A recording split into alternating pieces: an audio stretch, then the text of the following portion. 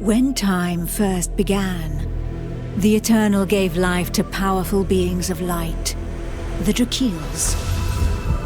But as misfortune would have it, the power given to these creatures awoke in them only a boundless pride and an inexhaustible thirst for dominion. Shaken by this betrayal, the Eternal banished them to the deepest abyss of Dracomundus.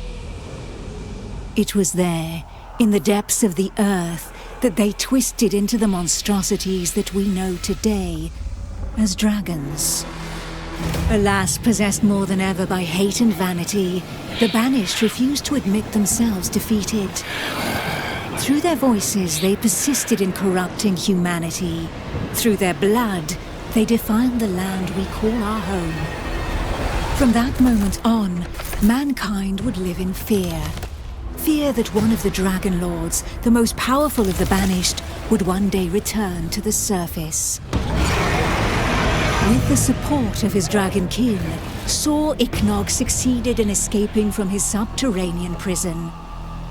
And brave souls, guided by the light, rose up and vowed to push him back. Soldiers of the Order, righteous and faithful to the Eternal, who suffered body and soul after coming into contact with draconic corruption. Rare were those who remained impervious to the depraved whispers of the dragons on the outskirts of this gaping breach. One such person was Godefroy of Clairval, Grand Knight of the Order of the Eternal.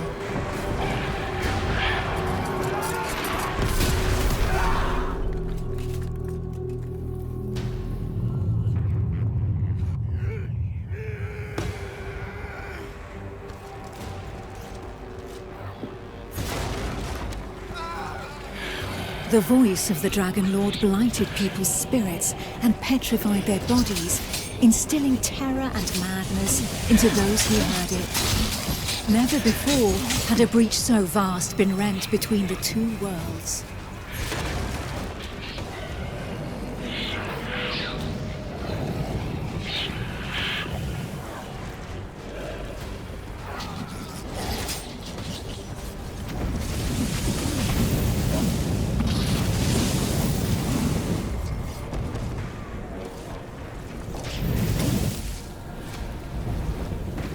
It was here, at this wound between worlds, that the corruption was most potent.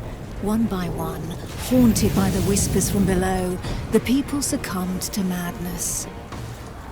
Draconic blood sullied the earth and corrupted the creatures that trod upon it.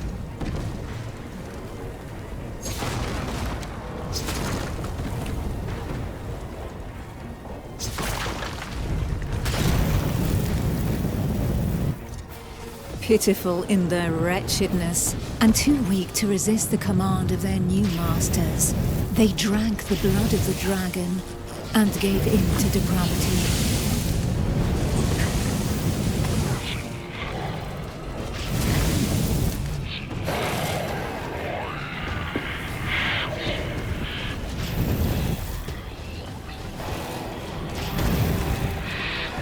Thus enslaved, they were twisted into ghastly monsters, mockeries, dragonkin.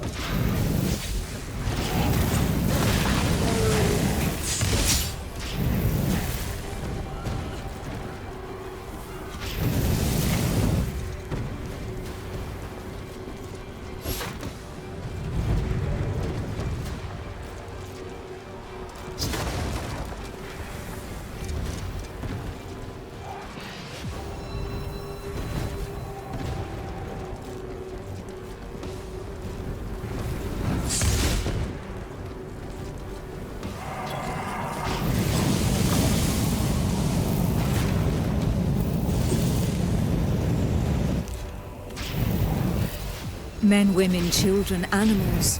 For as many slaves as there were devoted to their cruel masters, just as many grotesque monsters blindly obeyed any order given to them by their dragon lord.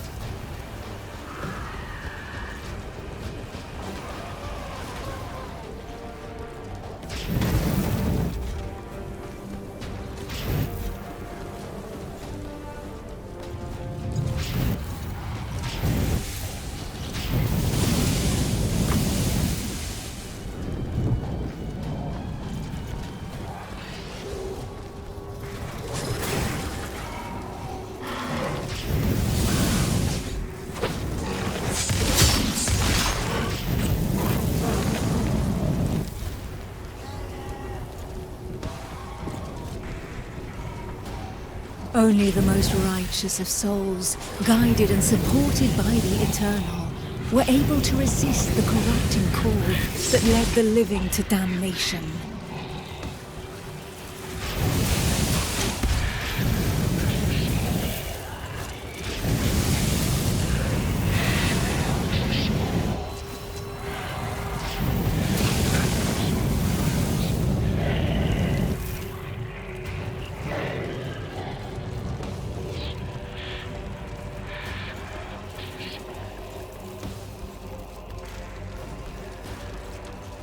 These righteous few bore the feeble flame of man through the darkest shadow, and though it flickered, it would not be extinguished.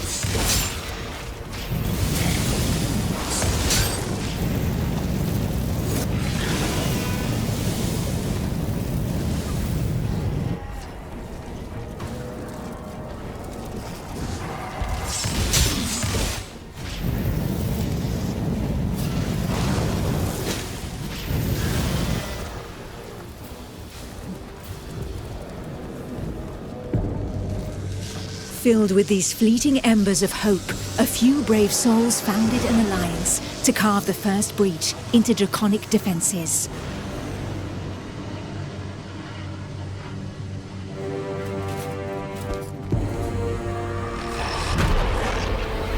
Here, the Dragonkin's power was strong. It fused our world with that of the Banished.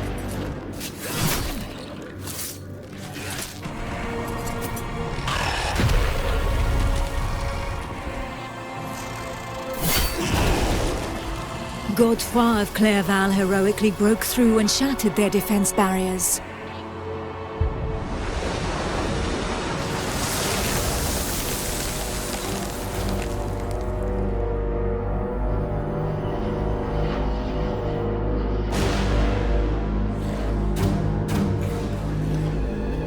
This act of bravery, a feat of the righteous alliance of men, allowed me to lend aid to the Knights of the Order of the Eternal.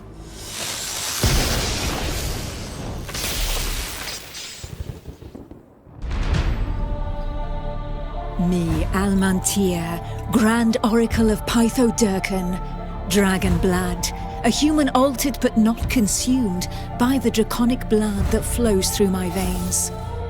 My sisters and I have powers given to us by the dragon, but our souls remain our own.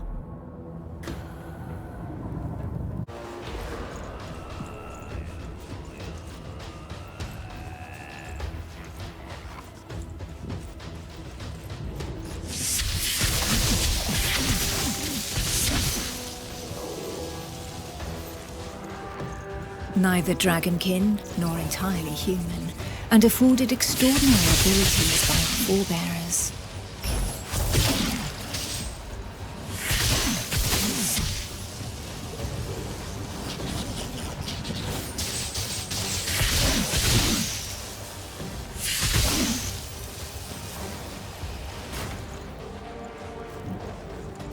By those who drank the blood of the only banished dragon to have ever repented before the Eternal.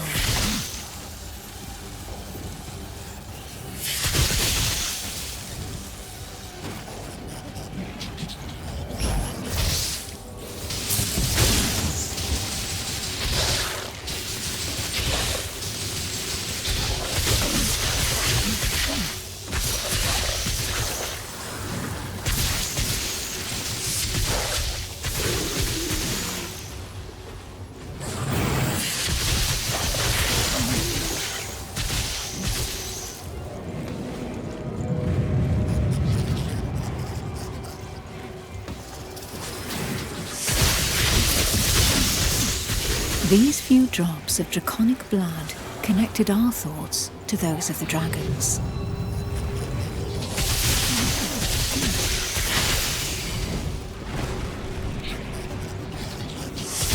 Struck by fleeting visions, one sought glimpses into their beings and understanding of the feelings that drove them.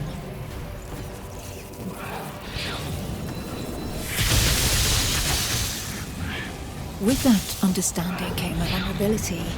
We soon learned that we were at the mercy of their whispers. The voices threatened to consume us, with no hope of salvation.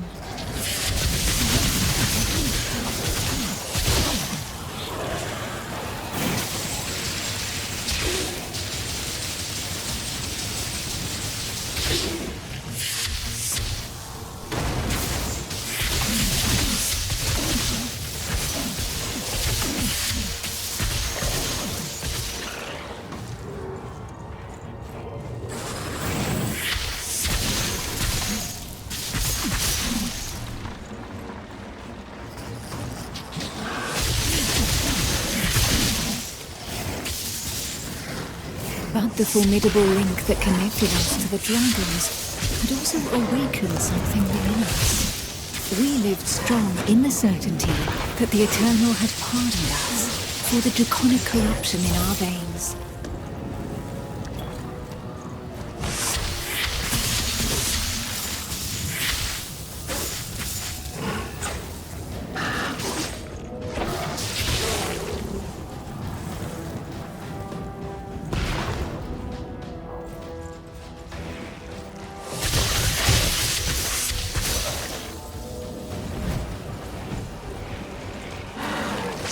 Our civilization fell alongside the blue dragon Pythodurcan, forcing us to live amongst men in the city of the Order of the Eternal.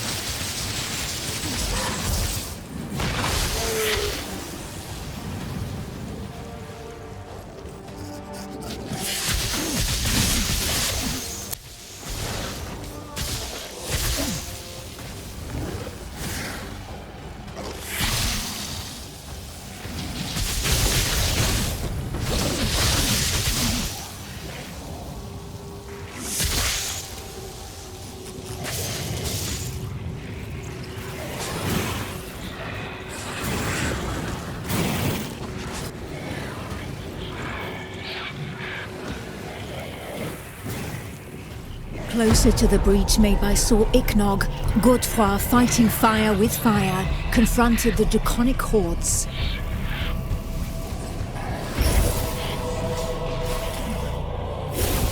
I battled by his side, but my strategy was less direct.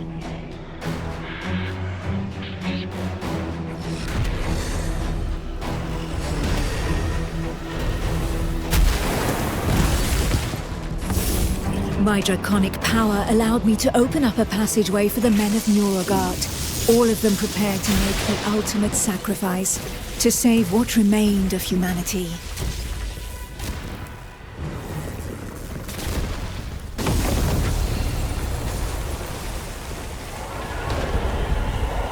Once this invisible barrier had been breached, they knew that their lives would hang by mere threads. But these warriors from the north cared little for the uncertainties of our plan. A hero's death in the heat of battle with their enemy was the greatest honor that could befall them. Led by the pale dragon blood Harald Truelson, the barbarian fleet had but one objective: to lure the enemy into the open sea and leave the path to the breach vulnerable. If a single vessel reached the coast, then this sacrifice would not have been for naught.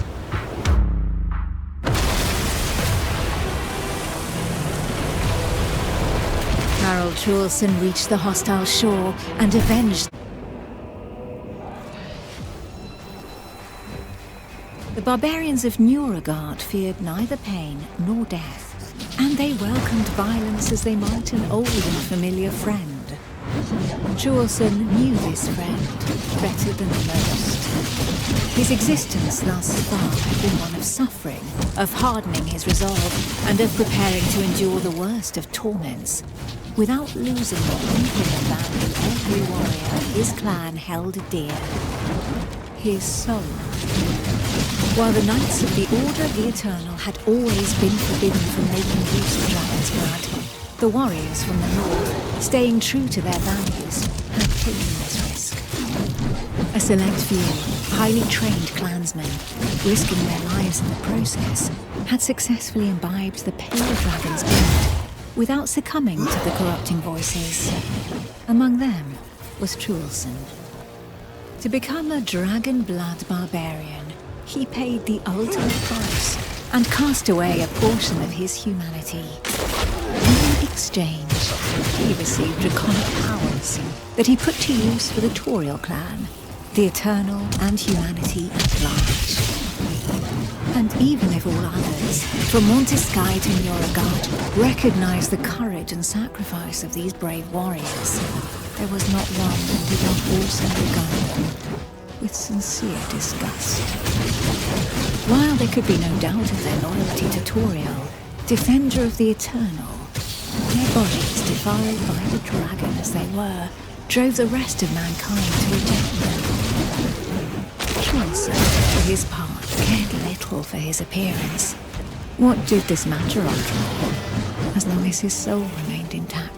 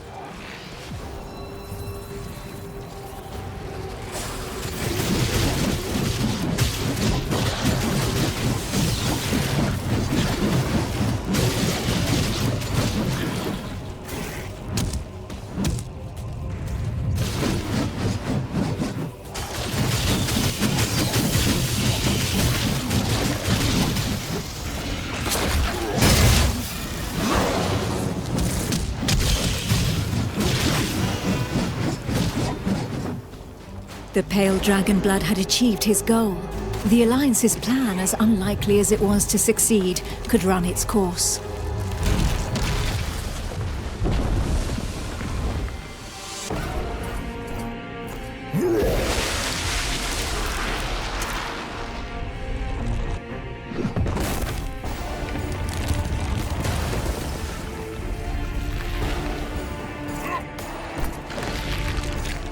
The barbarian waited for the signal that would tell him where to carve a bloody path through enemy defenses and lure the dragons far away from the breach.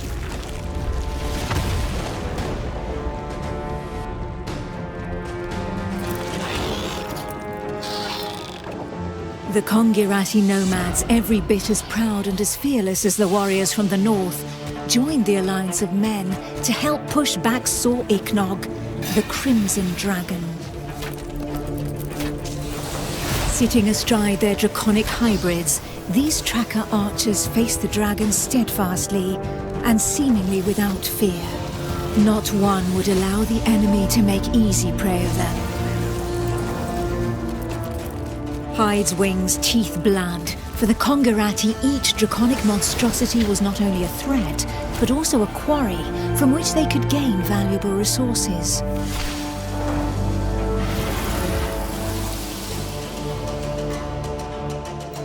And where others had begged and prayed for divine salvation, these nomads made full use of anything the earth and providence offered them in order to survive.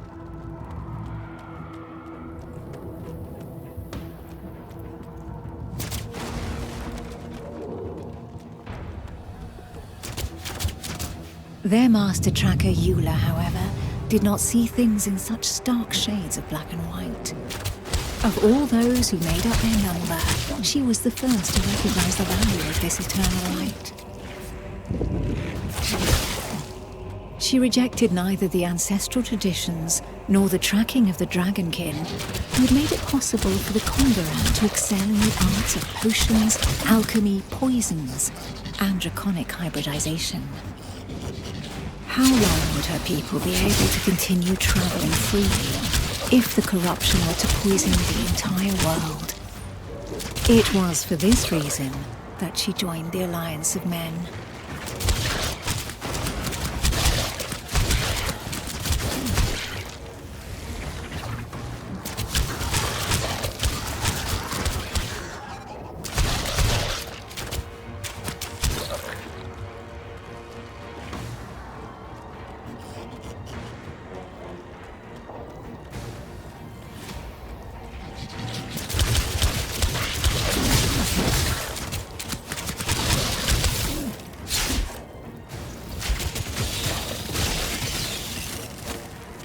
To seal this union, the Order of the Eternal entrusted her with one of their most powerful relics, a single, glimmering scale of light.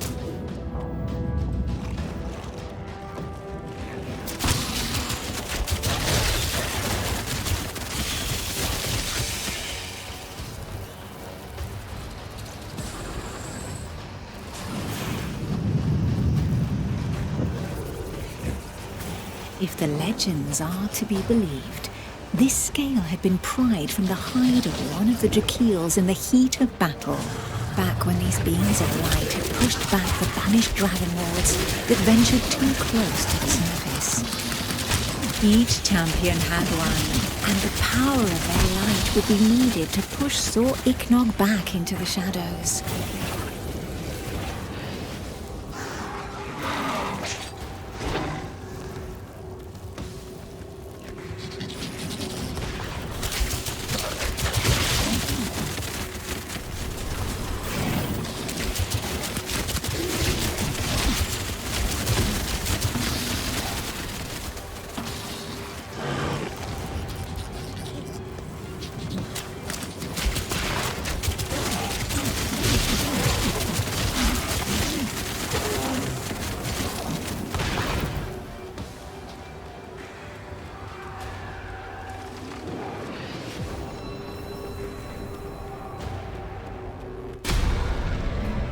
It was up to Eula, armed with her scale of light, to cast the invocation. She would then know whether she had been right to put her trust in the Order and in joining the Alliance.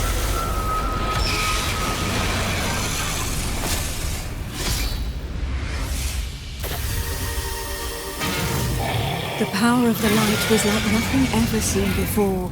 We heard the Dragon Lord howl into our minds, racked with pain and rage.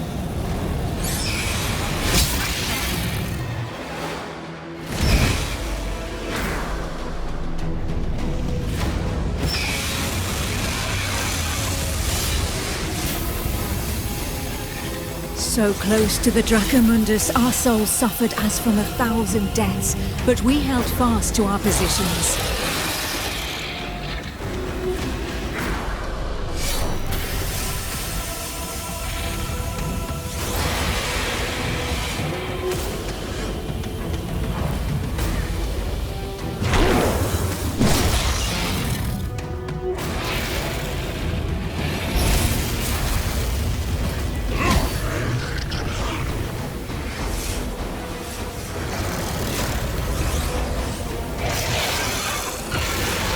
Inch by inch, the divine light pushed the corruption back into the breach.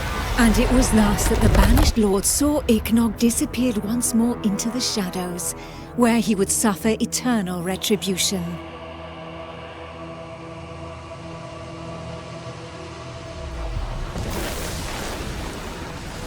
Once calm fell, we were all that was left, the sole witnesses to the feat accomplished by the Alliance of Men. But more than ever, we knew that the taint of draconic depravity still festered in the depths of the abyss, impatient to break free once more. Thus, from the union of men and their allies that stood together in the face of the draconic threat, an elite corps was established within the Order of the Eternal, the Dragon Hunters.